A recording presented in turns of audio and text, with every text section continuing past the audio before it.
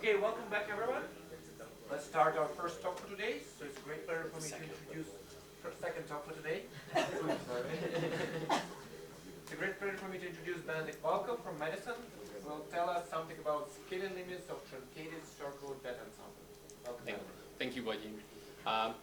Thank you for the organizers for putting together this really interesting meeting. It's great to be here, and it's great to see so many of you in person. Yeah. So this work is on a joint project with my former graduate student, Yoon Lee, who's now at Tsinghua University in Beijing. And it builds on many joint projects with Benedek Valko, who's sitting right there.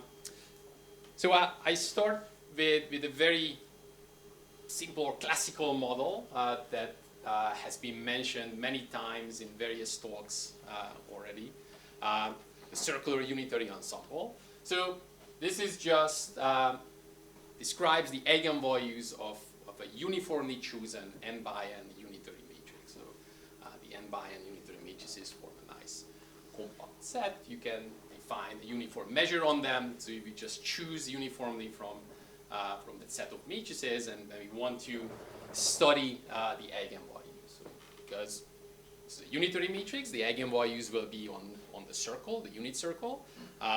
Probability 1, they will be different from each other.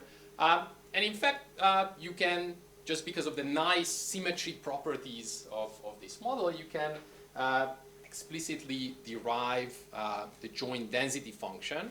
And it's just the Wondermont squared of the eigenvalues. So it shows that the eigenvalues don't like to be close to each other. So often when you have a nice random matrix ensemble, you want to send the parameters to infinity, and you want to understand the behavior of the system.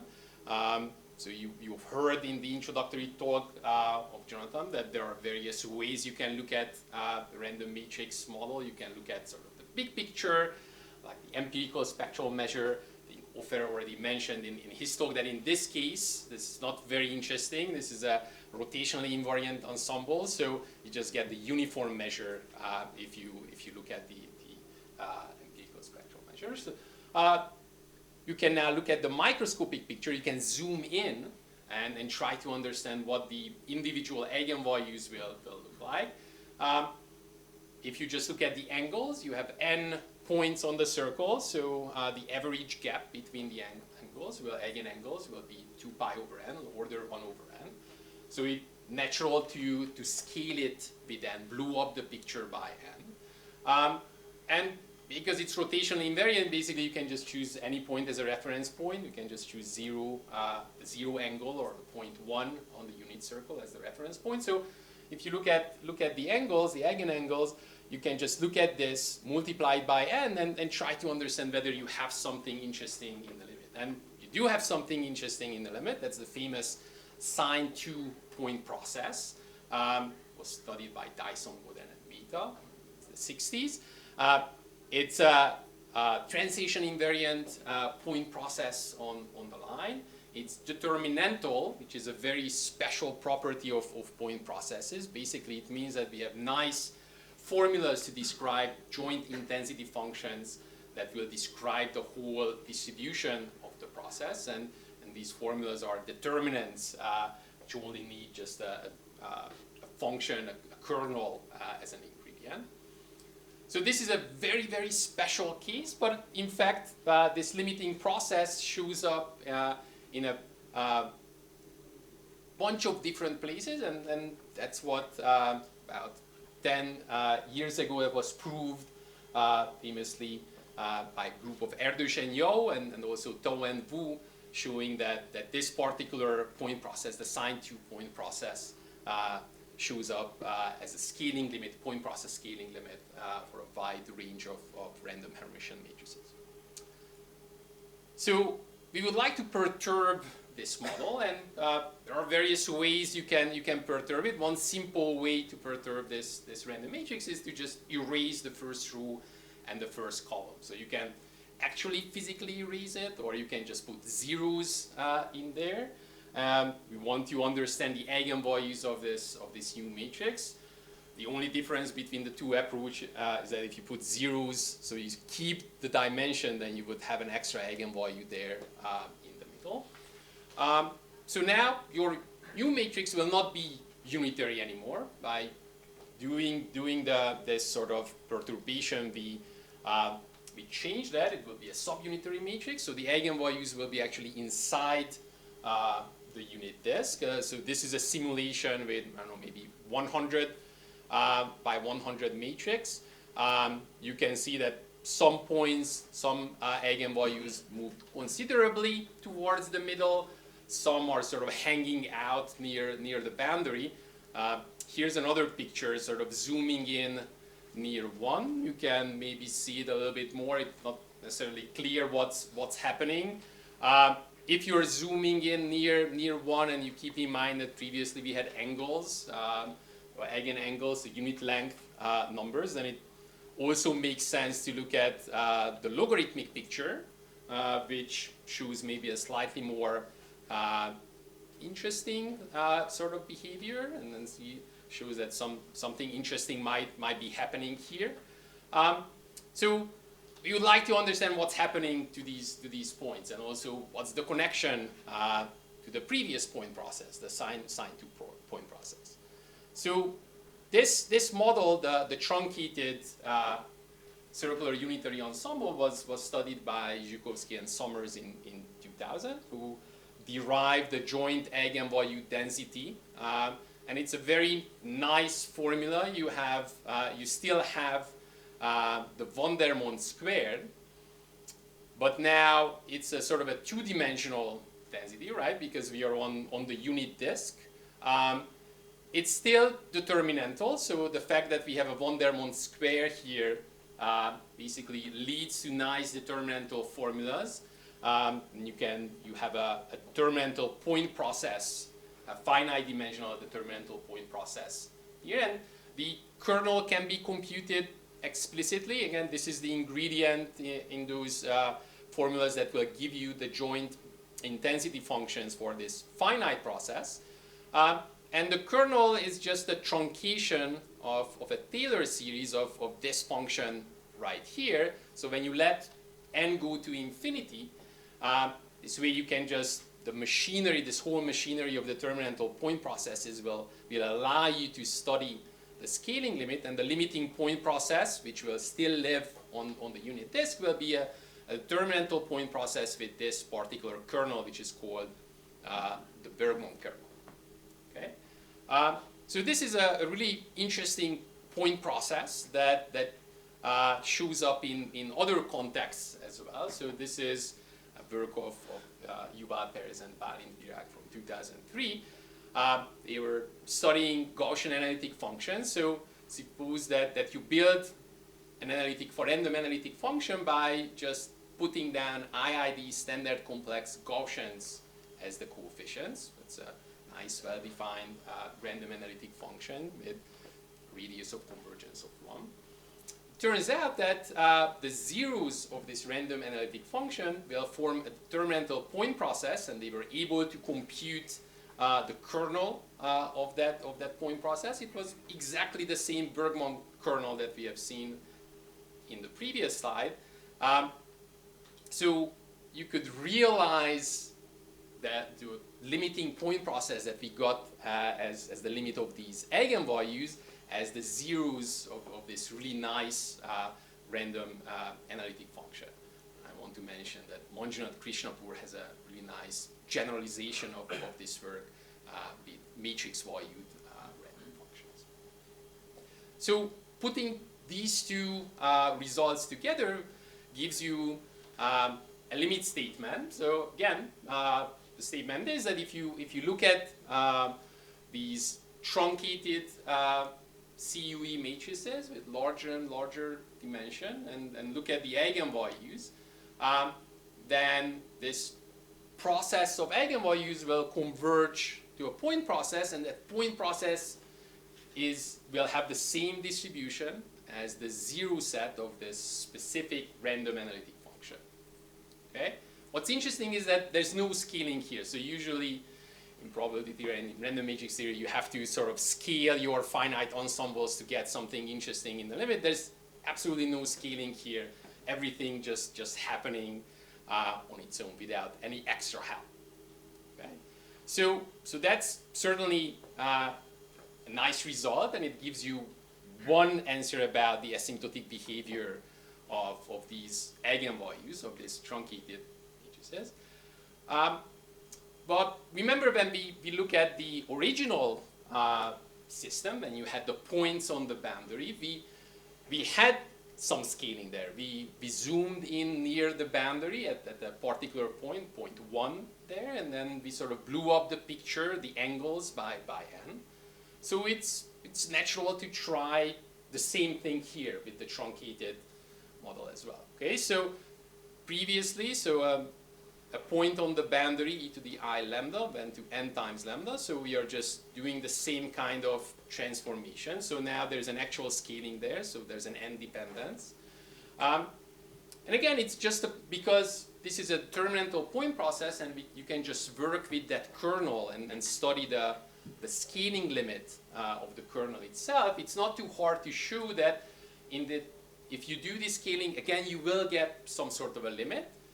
You can figure out or find the kernel of the limiting point process, which is still determinantal. It's a bit more complicated than the previous kernel, but it's not super complicated. And that will give you, again, a limiting point process. This point process now lives on the upper half plane. Okay, so we are zooming in near the point 1 in the circle. All those points were inside the circle, and in the limit, as you sort of open up the circle, and you will get this half plane and a point process in the half plane. Okay. So again, it's a natural question. How is this? It's sort of the same scaling that we did with the unperturbed process, and there we got the sine 2 process. Is this connected in any way to the sine 2 process, and what is the connection?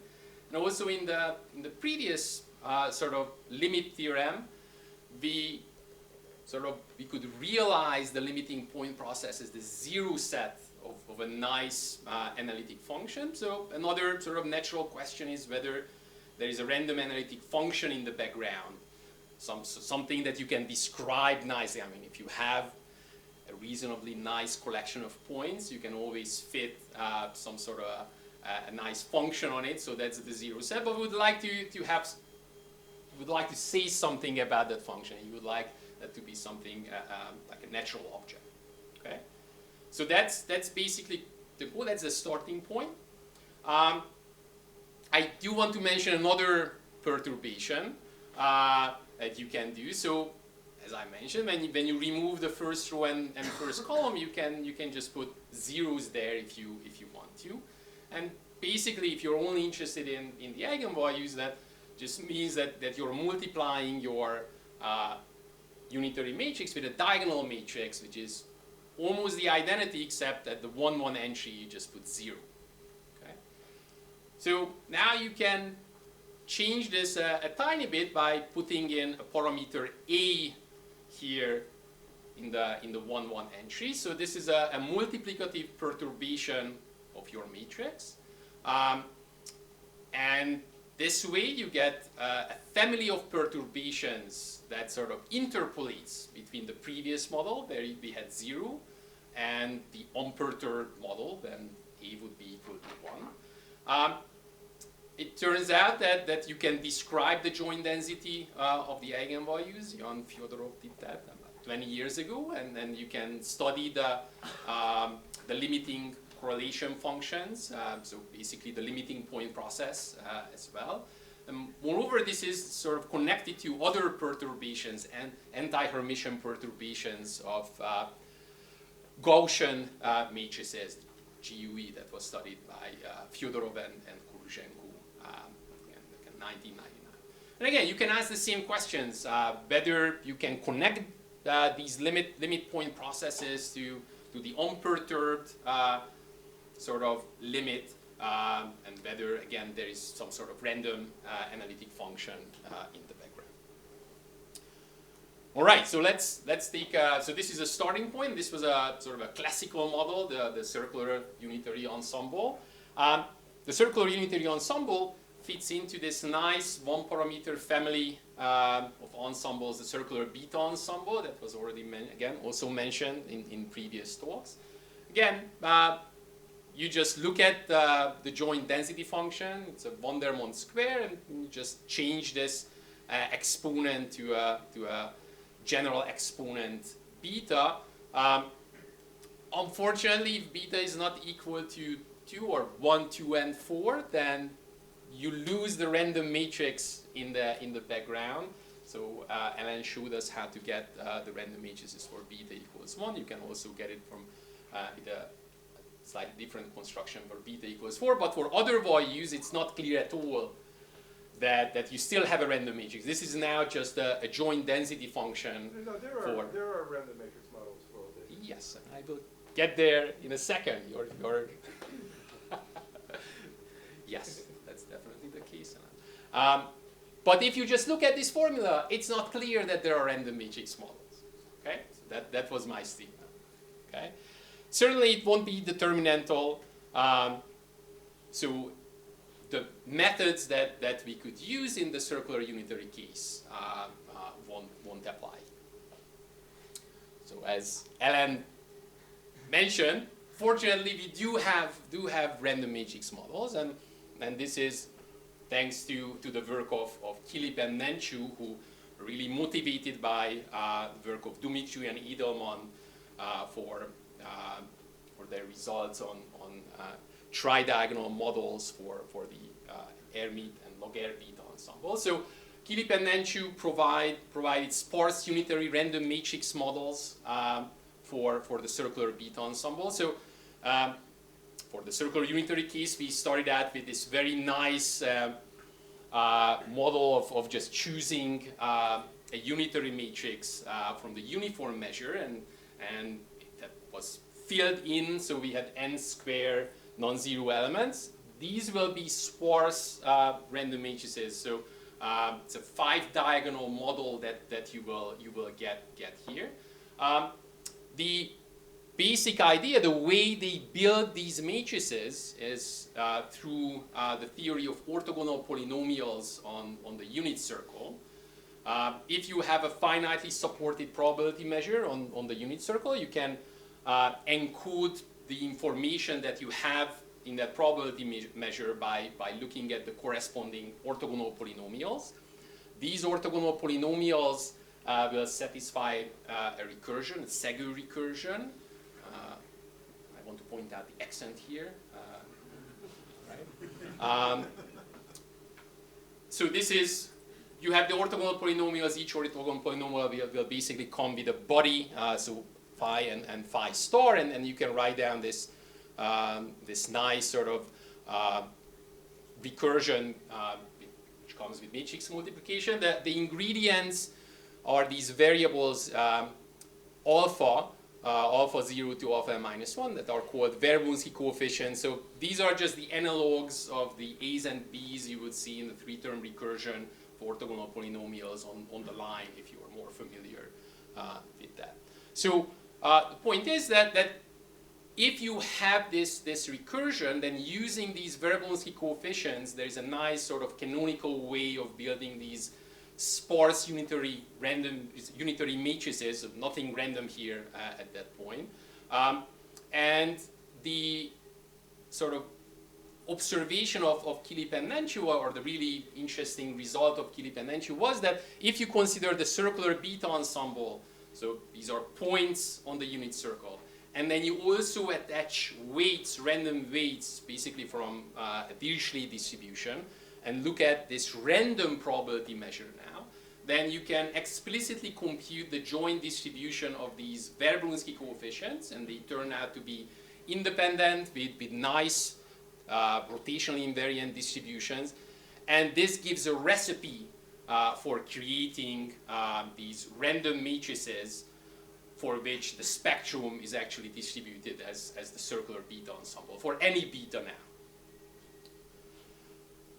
So you can study, just like I sort of described some results on the first slide about the point process limit of the circular unitary ensemble. You can study the circular beta ensembles in the limit with the same scaling. So again, you want to blow up the angles by n. And Kilip and Stoichu in 2009 showed that this will converge to a nice translation invariant point process on the line. Again, apart from the beta equals 2 case, this will not be determinantal. For beta equals 1 and 4, you can describe it using Foppian formulas, but for the other betas, you don't have explicit description of the joint intensity functions. The actual description of the process actually comes from a characterization of the counting function through a certain coupled system of stochastic differential equations. Later it was shown that this is the same limit process that you get from the Gaussian beta ensemble when you scale in the bulk. And in fact, again, Bourgade, Erdős, and Yao showed that this is a universal limit. So for a wide range of beta ensembles, where you just have a different reference measure here next to the von der Mondt to the power of beta, if you scale in the bulk, you will recover this sine beta point process. So this is sort of the beta version of the unperturbed picture. A little bit later, a couple of years later, Kilip and Kojan studied the perturbed version of the circular beta ensemble. So I mentioned again that there's this recipe where for the circular beta ensembles you can create these 5 diagonal random matrices. Now you can ask the question: what happens if you remove the first row and first column from that matrix? What happens to the eigenvalues? And they were able to compute the joint density. What's interesting here that again you have the beta sort of shows up, but the von der Mondt square is also there. So it's kind of a mixture of a beta ensemble and those determinantal point processes. But this is not determinantal anymore when beta is not equal to 2. Okay, and they also derived a similar, slightly more complicated formula for the multiplicative perturbation as well that I showed you a couple of slides ago. So the question is now whether you can do anything with this truncated model and whether you can study the limits of the eigenvalues. And this is basically what we did with Yoon, and this slide sort of summarizes some of the results. So if we scale near 1, so again, that's the same kind of scaling that we used for the unperturbed model. So if you zoom in near 1 and you blow up the picture by n, then again you will get a point process limit. Again, this will be a point process in the upper half plane. You can also study under the same scaling the characteristic polynomials corresponding to your truncated system. So we normalize them so that we basically tie them down so that 1, they have the value 1, and it turns out that under the same scaling limit, there will be a nice random entire function that you can recover as the limit, and this point process in the first bullet point will be just the 0 set of this random entire function. And you can characterize this random entire function in various ways. So here's one way: you can just basically build it from 2 independent Brownian motions. The actual description might be a little bit too complicated to digest, but the point is that you can build a 1-parameter family where the parameter is your complex variable when you want to evaluate your function. So you can build a 1-parameter family of stochastic differential equations from these 2 Brownian motions, and the solution of this will basically give you the random entire function. And also there are other ways to represent it. So for example, you can write down nice formulas for the Taylor coefficients of this entire function. Again, built from just these two Brownian motions. All right. Any questions?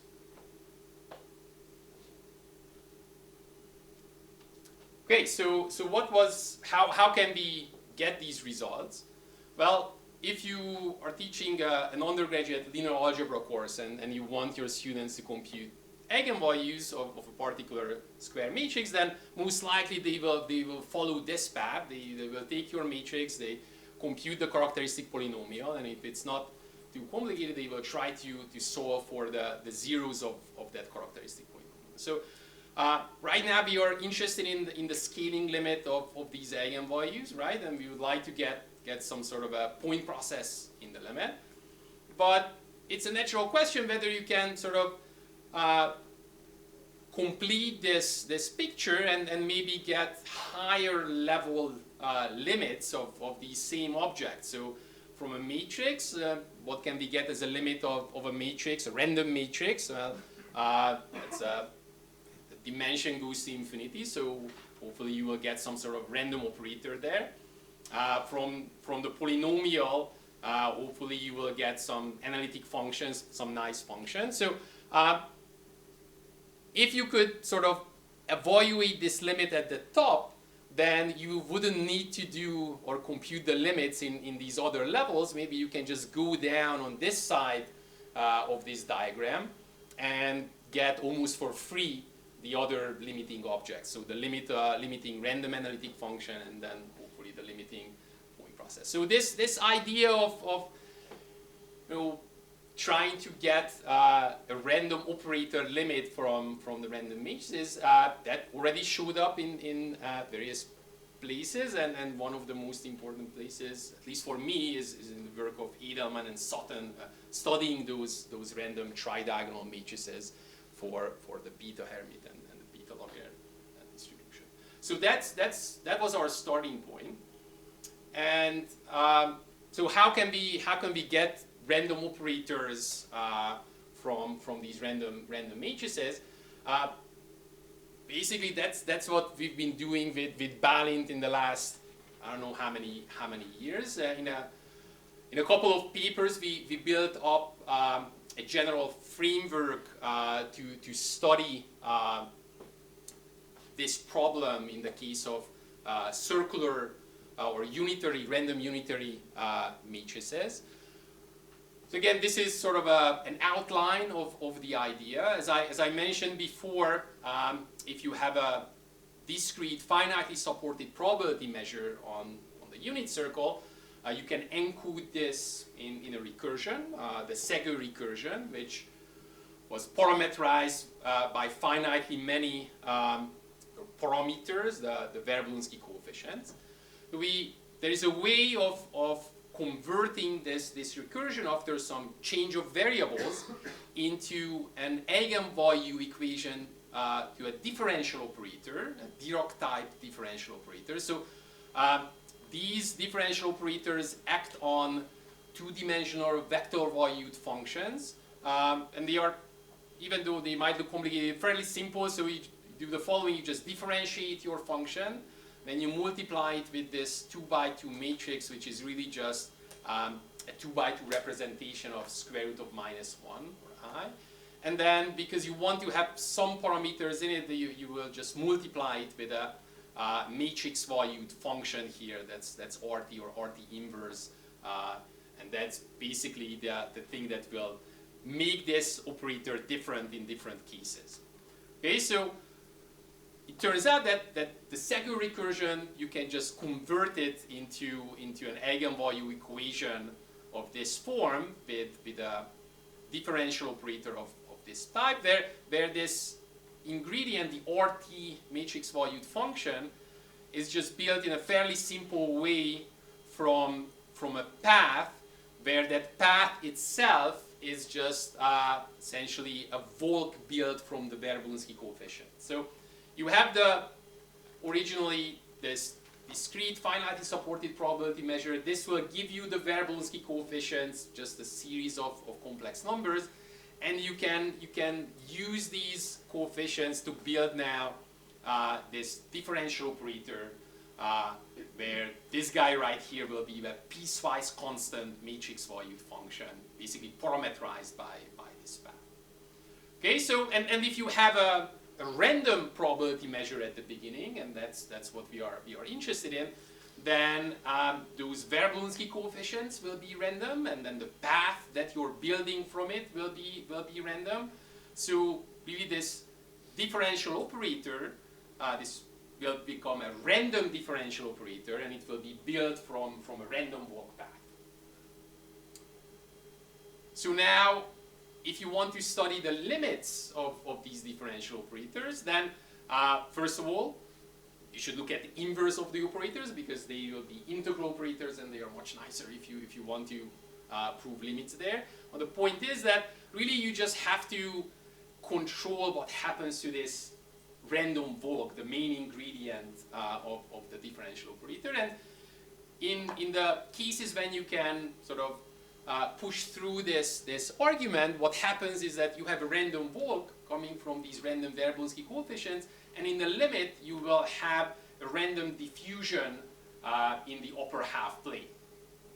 So in the case of the circular beta ensemble, this random diffusion turns out to be the nicest possible sort of process you can think of in the upper half plane, the hyperbolic Brownian motion. And the beta parameter will just show up as a parameter as a time change.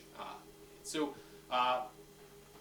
this is you can call it the theorem that you can realize the sine beta process, so the point process limit of the circular beta ensemble as the spectrum of a certain random Dirac type differential operator built from hyperbolic Brownian motion. So that was sort of the first object, and then if you want to sort of go down on the right-hand side of the diagram that I showed you a couple of minutes ago, then we would like to have some sort of object corresponding to the limit of the characteristic polynomial. So here we would like to generalize the characteristic polynomial for operators, and if you just have a matrix and you want to look at the characteristic polynomial that is normalized so that at 0 it's equal to 1, then this would be just a simple determinantal formula. So it's a natural sort of thing to try the same thing for the operators. Tau inverse here, so tau is your differential operator, will be a nice integral operator. So there is hope that okay, maybe this guy will work as the characteristic polynomial, as a stand-in for the characteristic polynomial. Fortunately, it turns out that that is not so simple. In order to define a determinant like this for an operator, you would need that operator to be trace class so that you can write it as a nice infinite product corresponding to each eigenvalue. And the operators coming up here are not trace class. They are Hilbert-Schmidt, so you just have to regularize the determinant basically and just make it a slightly nicer so that you don't have to deal with the convergence issue. So this is doable, and I won't go into the details, but this way you can define a nice entire function for a differential operator of this form that will play the role of the characteristic polynomial. So it will the zero set will be just the spectrum, and there are all kinds of nice analytic properties that you can exploit. You can describe or characterize this version of the characteristic polynomial as the solution of a shooting problem. So this right here is just the differential equation you would get from the eigenvalue equation of your using this differential operator. And it turns out that if you just solve it with the appropriate boundary condition and then just look at where you end up, and with a simple projection you can recover that same analytic function. And there's also a nice Fredholm determinant-like series representation of this. You can show that this object behaves nicely in the sense that it's continuous in the parameters of your differential operator. So if you change the path a little bit, then the function will change only a little bit. So you can now use this to study the limit of characteristic polynomials in these situations. So again, the sort of outline is that from that random probability measure that comes from, say, the circular beta ensemble, you will build this differential operator from the random walk. In the limit, you will get this nice operator that is built on, in this case, the hyperbolic Brownian motion. And then the normalized characteristic polynomials coming from these finite models will just converge uniformly on compacts to the appropriate sort of entire function that I introduced on the previous slide. So in particular, in the case of the circular beta ensemble, you can characterize this limit, which we call the stochastic zeta function, because there are these nice connections between the zeros of the sine 2 process and the critical zeros of the zeta function. So you can characterize this again just by solving a certain stochastic differential equation. This is really the version of that shooting problem that I showed you in the previous slide, but because our operator was built from Brownian motions, you can convert that ODE in this nice stochastic differential equation. And this limiting random entire function will be just built from these two sort of random functions in the limit. So here you need an extra ingredient. So in these differential operators, you need boundary conditions. And in this random differential operator, if you set it up the right way, then you can decouple sort of the boundary condition from the path. So the path, as I mentioned, is a time change hyperbolic Brownian motion. And it turns out that one of the boundary conditions is just given. It's just, say, infinity. The other boundary condition can be chosen independently from this Brownian path. And it's basically a uniform point on the boundary which converts to a Cauchy distributed random variable on the real line. And that Cauchy random variable shows up in this final representation of the limit of the characteristic polynomials. So again, so this was the picture in the unperturbed case. Now, what can we do in the truncated situation? Well, the way Kilip and Kojand derived their nice formulas or descriptions for the joint density of the truncated CP circular beta ensemble was again by studying the Segu recursion, and they showed that you can basically just truncate the Segu recursion itself to characterize the eigenvalues of the truncated matrix.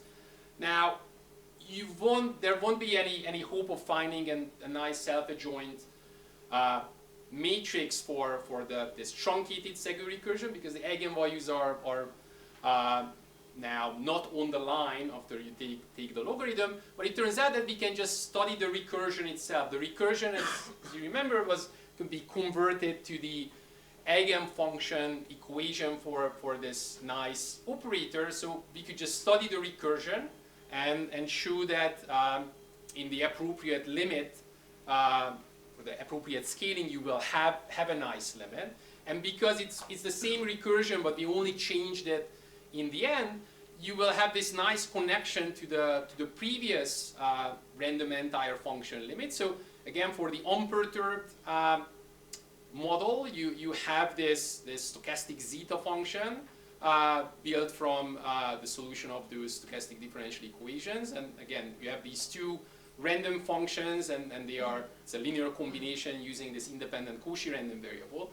It turns out that for the truncated model, the limit will be just again using the same ingredients, but now you don't need anything extra because you don't go fully to the boundary, so you don't see that extra Cauchy random variable. and it's just put together this way, a minus I times b. And that also explain how the sort of zeros will move from the real line to the upper half plane.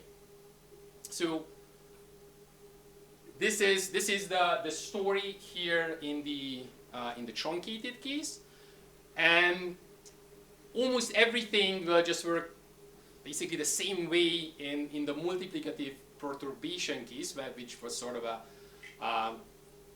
a nice interpolation between the unperturbed case and the truncated case. Again, what turns out to be the case that in the Segur recursion, again, you just have to change something at the very end, in the very last step, if you want to understand the eigenvalues of this perturbed matrix. On the level of the recursion, when you pass to the limit, again, this will just change the end condition.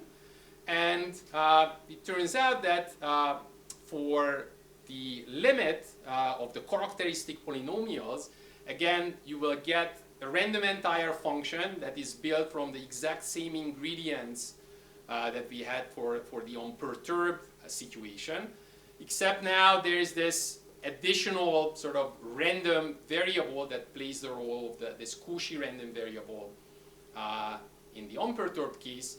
So in terms of A and the uniform random uniform angle on the boundary of the circle, you can just cook up an independent random variable that will show up in this form. Again, if you plug in A equals 0 here, then you just get the truncated version.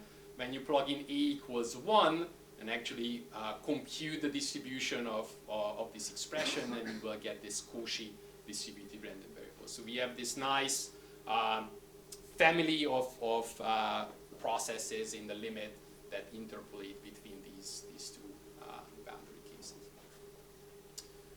So again, this function, the A times I minus B function, it shows up here, at least in these slides, as the limit of the truncated circular beta ensemble limit, but or characteristic polynomials. But actually, it was an important object in the work of studying the limits of the circular beta ensemble itself. And in this final slide, I just want to show a possible application here and how understanding the asymptotic behavior of this truncated process could actually help us learn more about the original unperturbed process. And this is actually connected to one of the open problems that was mentioned yesterday by Jan. So if you look at this limiting random entire function, again, this was called the stochastic zeta function. This is the guy that came from the circular beta ensemble. If we could evaluate expectations of products of ratios of this function for all choices of parameters, and here I have the same number of terms in the numerator as in the denominator. So if you could do that for all values, then from this you could recover the joint intensity functions of the process. There's a recipe so that if you have these quantities, you pass a certain limit, then you will get those joint intensities. And again, apart from the beta equals 1, 2, and 4 case, we don't have nice formulas for these, and we don't even understand in general the asymptotic behavior of these. So it turns out that, again, because these stochastic zeta function is built from these ingredients and this independent Cauchy random variable, there is one part here that you could do sort of easily, trying to evaluate the expectation in this Q random variable, the Cauchy random variable. And if you do that, you will get a rational function in terms of these random functions A and B. So if you could understand the behavior of these and in particular evaluate the expectations of those various rational functions, then this would provide interesting information about the sine beta process itself. So if you choose these parameters in a special way so that all the variables down here are in the, say, lower half plane, then we can actually evaluate that, and we did that in our joint work with Balin. And this, actually, you will get some very simple expression in the limit, which answers or solves a conjecture of Borodin and Staub. Unfortunately, it's sort of the part where it doesn't really give you any information about the joint intensity function. So it just decouples probably. Right. So you will have very trivial dependence on the ingredients or these variables. So the exponential and of the sum of the differences with some constant. But if you could evaluate more complicated versions of this, then you could certainly get interesting information. Right, that's it for me today. Thanks for the attention.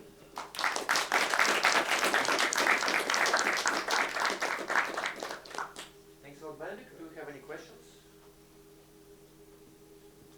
I have one question. So, how does these limits of characteristic enough? How does it play with these random analytic function which you started from? Can you give us some connection? Oh, the one with that's a really good question. And if you just look at the beta equals 2 case, then you can recover the Gaussian analytic function zeros from the stochastic zeta function, and you can just see this with a simple scaling just from the kernel itself. So you can go in that direction, you cannot go the other direction. So from the zeros of the Gaussian analytic function, you don't see this behavior, but the other direction you see it. And in the beta equals 2 case, you can actually check that easily by hand.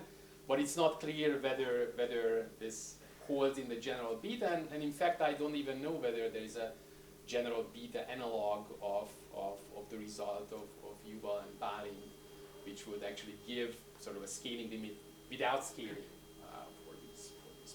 But for beta equals to 2, you kind of check 0, so you really see that the functions are the same. Like right. So it's not on the level of the characteristic polynomials. Of course, if you look at this version, the normalized one, when you tie it down at the value, then they will sort of have to be the same. You just have to check some sort of group besides the position of the zeros. But yeah, it's not clear to me immediately how you can actually get this. So you can just Taylor expand your function and see independent. Yeah, so we try that, but it's not clear immediately. So there is something more interesting. Just a naive question. It's a nice framework. I just try to understand how it's related to what I know. Classical values, beta equal 2 and 1, say 1. I'm more interested in 1. Do you see any simplifications or indications of integrability in the sense that it's related? Formulas should be nice. Yes, that's a nice question and a very natural question. And in general, it's very hard to find connections between this general beta framework and the classical framework. And then there are some results, and Balint and Alex Blumenthal has some results in certain cases where you can sort of recover from this framework certain type of Penlevy equations and things that you would see from otherwise the integrable probability side. But right now, I don't have a simple answer of yes, of actually getting. For beta equal 2, and even in fact for beta equal 1, this the first correlation function of this process in the complex plane, which you described, the truncation, they are not. I mean, just Right. So I just wonder how to recover it from such nice. Yeah, and I don't have a. They are not extremely complicated. I mean, right, but even in beta equals 2, just in the sine beta limit, right now I wouldn't be able to derive the sine kernel from these stochastic differential equations, and it would be nice to have a connection. We don't have the tools yet. So you show conversion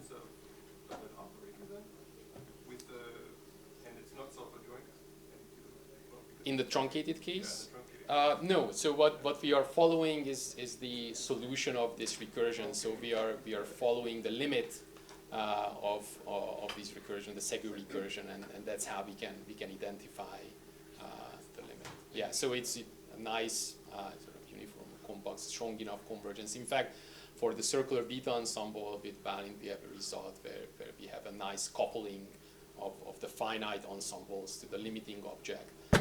So these random paths are nicely sort of embedded in the limiting hyperbolic Brownian motion, and that allows us to get us really like error bands and nice strong result. So it's locally uniform convergence. Yes. Okay.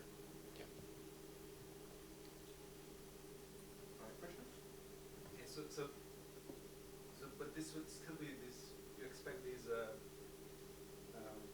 point processes to be eigenvalues of random perturbations of the same beta operator.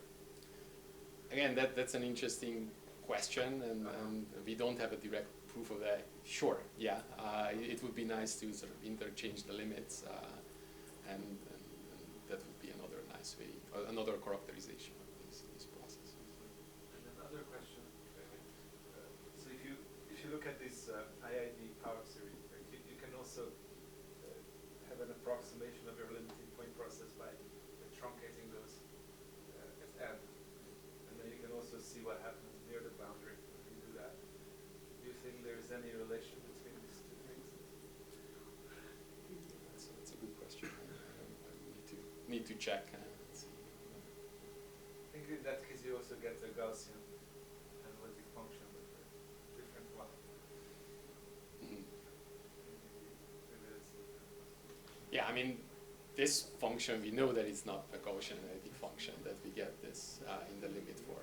I guess that's true. Yeah. So it cannot be exactly the same, but there could be some relation, some sort of limit maybe that to get one from the other. Other questions? When you put in a potential, can you do something like that? Again, that's a good question, and I know that Maurice in the back would very much like an answer. Even in a simple case, in non-trivial potential, it will become much more complicated. So certainly in the tri-diagonal case, you can, and that is a joint work of Balint, Brian Ryder, and Manjunath Krishnapur. You can sort of look at more complicated beta ensembles with this approach. But it's not clear to me how to do that in the circular case if that potential is not super nice.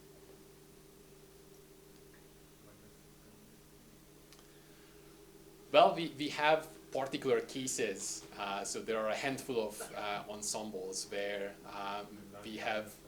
I'm sorry? There is some concrete like Lager or something like that. Right, in the circular case, that would be something like the circular Jacobi ensemble, where we can explicitly describe the Verbunsky coefficients, and a modified version of them are still independent. And there's another version which corresponds basically to the Lager on the circular case, the real orthogonal ensemble, that where again we have independence in those Verbunsky coefficients, but those are just particular cases, almost like the classical cases in on the line. So definitely not general. The key point is the independence of the Well, right now, those are the cases where we have nice derivations. Certainly, if you have some sort of a local dependence, then you could hope that maybe you can